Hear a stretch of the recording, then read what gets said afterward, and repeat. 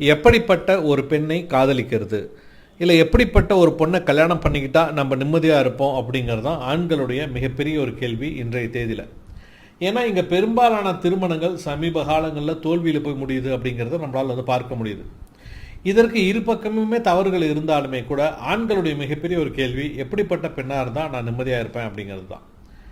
அப்போ ஒரு அழகான ஒரு பொண்ணை பார்த்து கல்யாணம் பண்ணிக்கிட்டா நீங்கள் நிம்மதியாக இருப்பீங்களா? இல்லை பணத்துக்காக கல்யாணம் பண்ணிக்கிட்டா நிம்மதியாக இருப்பீங்களா? இல்லை ஒரு தற்காலிக ஈர்ப்புக்காக கல்யாணம் பண்ணிக்கிட்டா அந்த நிம்மதி உங்களுக்கு இருக்குமான்னு சொல்லி கேட்டிங்கன்னா கண்டிப்பாக கிடையவே கிடையாது. அதாவது அழகுக்காக நீங்கள் காதலிக்கிறீங்க அப்படின்னா கொஞ்ச நாளில் அந்த அழகு மங்கி போகும்போது உங்களுடைய அமைதியும் கெட்டு போயிடும்.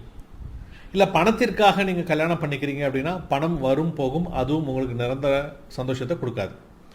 இல்லை ஒரு தற்காலிக ஈர்ப்புக்காக தான் நீங்கள் காதலிச்சிங்க கல்யாணம் பண்ணிக்கிட்டீங்க அப்படின்னா அந்த தற்காலிகமான ஈர்ப்பு அப்படிங்கிறது கொஞ்ச நாள் குறைய ஆரம்பிக்கும். அப்போ உங்களுக்குள்ள பிரச்சனைகள் வர ஆரம்பிக்கும்.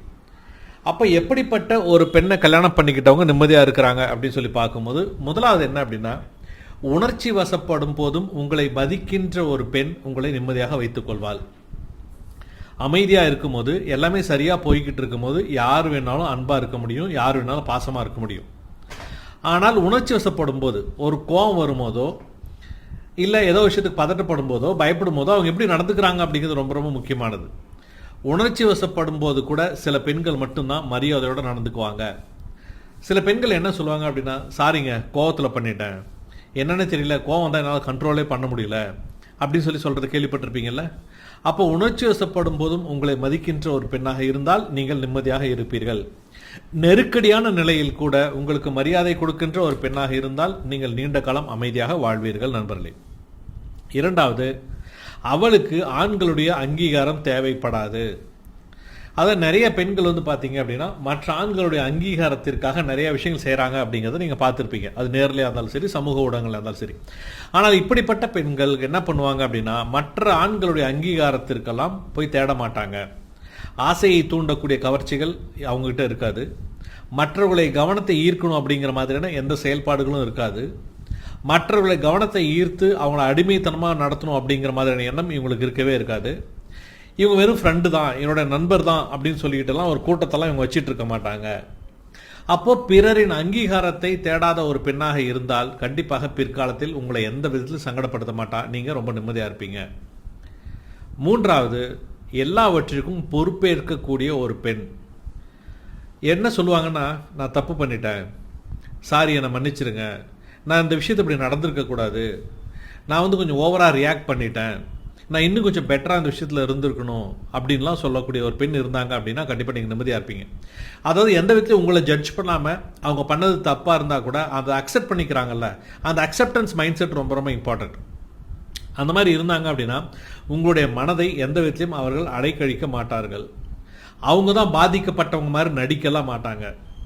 எந்த விஷயமா இருந்தாலும் அதுக்கு அவங்க பொறுப்பேற்றுக்குவாங்க. அப்போ இந்த மாதிரி பொறுப்பேற்றுக்கொள்ளக்கூடிய பெண்கள் அப்படிங்கிறவங்க உண்மையிலேயே உணர்ச்சி முதிர்ச்சி பெற்றவர்கள். இவர்களால் கண்டிப்பாக நீங்கள் நிம்மதியாக இருப்பீர்கள். நான்காவது, அவள் அமைதியை கொண்டு வருபவள், குழப்பத்தை கொண்டு வருபவள் அல்ல. அவ கூட கொஞ்ச நேரம் நீங்கள் இருந்தீங்கன்னு வச்சுக்கோங்களேன், நீங்கள் ரொம்ப சோர்வாலாம் உணர மாட்டீங்க, ரொம்ப அமைதியாக இருப்பீங்க, ரொம்ப நிம்மதியாக இருப்பீங்க. உங்களுடைய ஃபோக்கஸ் அதிகமாகும், உங்களுடைய டிசிப்ளின் அதிகமாகும், உங்களுடைய ஒழுக்கம் அதிகமாகும். அதாவது உங்களுடைய லட்சியம் என்னவோ அதுக்கு அவள் உதவி செய்வாள். உங்களது லட்சியத்திற்கு ஈடு கொடுக்கிறவள் கண்டிப்பாக உங்களுக்கு நிம்மதியாக இருப்பாள். அல்லது உங்கள் லட்சியத்தை குறைக்கக்கூடிய ஒரு பெண்ணாக இருந்தால் அவள் உங்களுக்கு ஏற்றவள் அல்ல. அடுத்து ஐந்தாவது பாயிண்ட் என்னன்னு சொல்லி கேட்டீங்க அப்படின்னா, அவள் உங்களுடைய நேரத்தையும் உங்களுடைய நோக்கத்தையும் மதிப்பவளாக இருக்க வேண்டும். அவள் உங்களுக்கு வாழ்க்கையில் என்னென்னலாம் இலக்குகள் இருக்கோ அது கூடலாம் அவள் போட்டி போட மாட்டாள். அவள் உங்களுடைய உழைப்பை கெடுக்க மாட்டாள். அதை இன்பத்தை விட உங்களுடைய நோக்கமே முக்கியம் அப்படிங்கிறத அவள் புரிஞ்சு வச்சுட்டு இருந்திருப்பாள். அதாவது ஏன் இந்த டைமுக்கு வர போகிற அப்படின்லாம் கேள்வி கேட்டுட்டு இல்லாமல், ஏன் உனக்கு மட்டும்தான் நடக்கணுமா, எனக்கு நடக்கக்கூடாதா, உனக்கு மட்டும்தான் எல்லாம் இருக்குமா, எனக்கெல்லாம் எதுவுமே இருக்காதா, நீ மட்டும்தான் கஷ்டப்படுறியா, நான்லாம் கஷ்டப்படுறது இல்லையா அப்படின்லாம் கேட்டுக்கிட்டு இல்லாமல் உங்களுடைய நேரத்தையும் உங்களுடைய நோக்கத்தையும் மதிக்கின்ற ஒரு பெண்ணாக இருந்தால் கண்டிப்பாக நீங்கள் நிம்மதியாக இருப்பீர்கள். ஏன்னா உங்களுடைய நோக்கத்தை மதிக்கிற ஒரு பெண்ணாக இருந்தால் உங்களுடைய சக்தி பல மடங்கு பெருகும். நாளைக்கு அந்த சக்தி பல மடங்கு பெருகும் போது நீங்கள் ஜெயிக்கும் போது அவங்களும் கூட தான் சேர்ந்து ஜெயிப்பாங்க அப்படிங்கிறத புரிஞ்சுக்கிறவங்க. அந்த மாதிரி இருக்கிற பெண்களாக இருந்தால் கண்டிப்பாக நீங்கள் நிம்மதியாக இருப்பீங்க. அடுத்து ஆறாவது பாயிண்ட் என்னன்னு சொல்லி கேட்டிங்க அப்படின்னா, அவர்கள் கருத்து வேறுபாடுகளை தனிப்பட்ட முறையில் கையாளுகிறார்கள். விஷயங்களை யாரிடமும் பேசுவதில்லை, குறிப்பாக இணையத்தில் பரப்புவதில்லை. அதாவது அவங்க பெற்றவங்களாக இருந்தாலும் சரி, அவங்க ஃப்ரெண்ட்ஸாக இருந்தாலும் சரி, யாரையுமே உங்களோட சண்டையில் கொண்டு வர மாட்டாங்க. உங்களுக்குள்ள கருத்து வேறுபாடுகள் இருந்தாலுமே கூட அதை கொண்டு போய் பொது வெளியில் ஒரு அவமரியாதையை அவங்க செய்ய மாட்டாங்க. அவங்களும் நீங்களும் சம்மந்தப்பட்ட விஷயமா இருந்ததுன்னா இது தனி உரிமை சம்மந்தப்பட்டது அப்படின்னு சொல்லிட்டு நீங்கள் 2 பேரும் பேசிக்கிறதுக்கான ஒரு ஸ்பேஸை ஏற்படுத்துவாங்களே தவிர, அதை விட்டுட்டு கூட பிறந்தவங்ககிட்டயோ இல்லை பெற்றவங்ககிட்டயோ ஃப்ரெண்ட்ஸ்கிட்டயோ போய் இந்த விஷயத்த சொல்லணும், அவங்களாம் போய் கண்ணை கசிட்டு அழணும் அப்படின்லாம் நினைக்கவே மாட்டாங்க. உங்களுக்குள் இருக்கின்ற விஷயங்கள் உங்கள் 4 செவத்துக்குள் தான் இருக்கணும் அப்படிங்கிறதுல ரொம்ப கவனமாக இருப்பாங்க.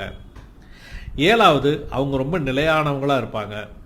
அதாவது ரொம்ப கணிக்க முடியாதவர்களாக இருக்கிறவங்க சில பேர் இருப்பாங்க.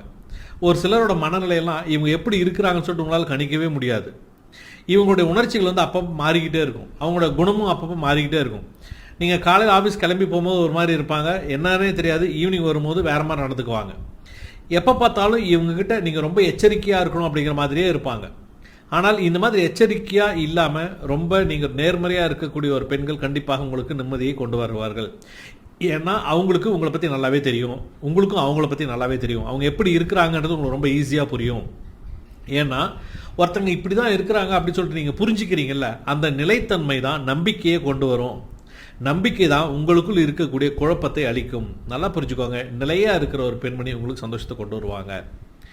8வது, அவர் உங்களுடன் எந்த விஷயத்திலுமே போட்டி போடாமல் உங்களுடைய வாழ்க்கைக்கு மதிப்பை சேர்க்கிறார்.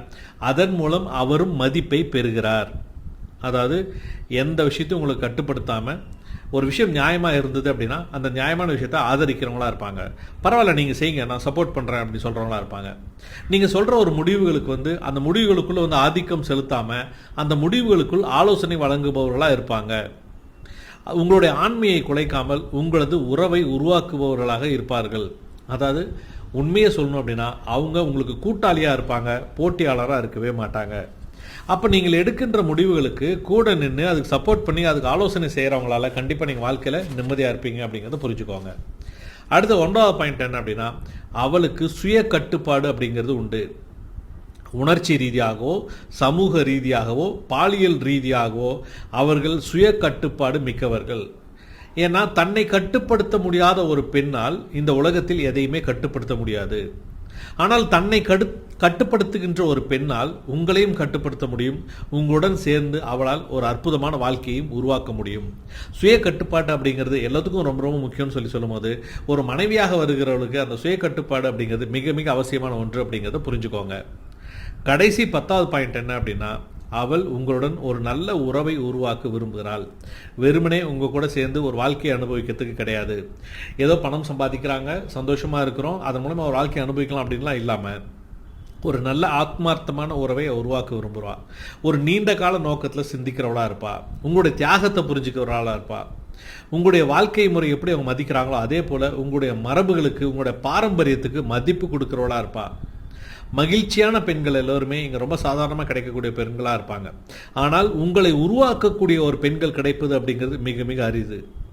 நண்பர்களை, திருமணம் என்பது காதலை பற்றியது அல்ல.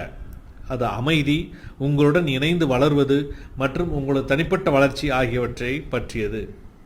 ஆகவே இந்த 10 பாயிண்ட்டை நீங்கள் நல்லா மைண்டில் வச்சுக்கிட்டு அதை பொறுத்து ஒரு நல்ல விவேகமான ஒரு பொண்ணை நீங்கள் தேர்ந்தெடுத்தீங்க அப்படின்னா வாழ்க்கையில் சந்தோஷமாக இருப்பீங்க. இந்த 10 பாயிண்ட்டுமே அமைஞ்ச சில பெண்கள் இருக்கிறாங்களான்னு கேட்டால் அப்படி கிடையாது.